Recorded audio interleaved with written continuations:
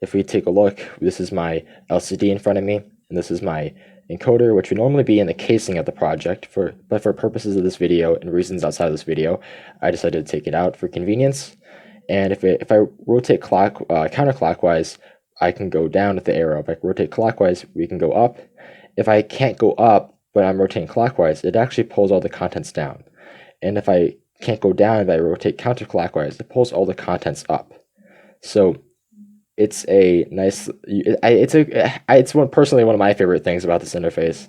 It's a very subtle thing, but I find it kind of pleasing.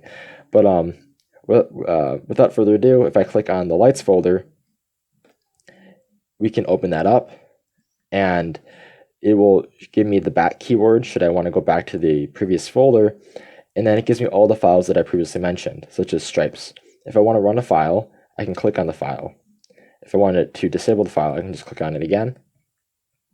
If I want to interface its parameters, I can double click on the file, and then it will open its parameters, where if I cycle through it, it'll show me all of its parameters by clicking. So each time I click on the encoder, it's going to cycle through its parameters, which if we see online, and if we look right in front of me, we have green for 30, blue for 40, and then flow rate 10, and then red being 20. So these are what we told what we expected them to be. If I rotate clockwise, it increases the value, and if I rotate counterclockwise, it decreases the value.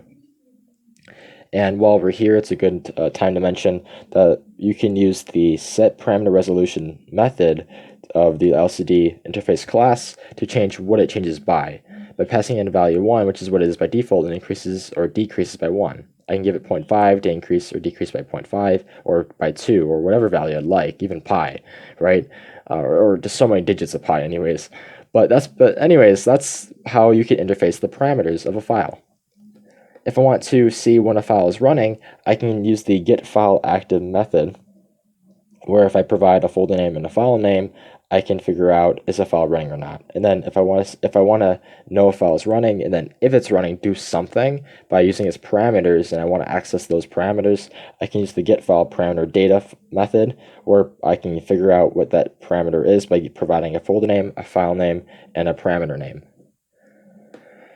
And if I want to go out, I can just click back. So yeah, so this is a implementation of this library. If I click music, which I didn't show, but if I click it and I go inside of the folder, I have these bands here, which are files themselves.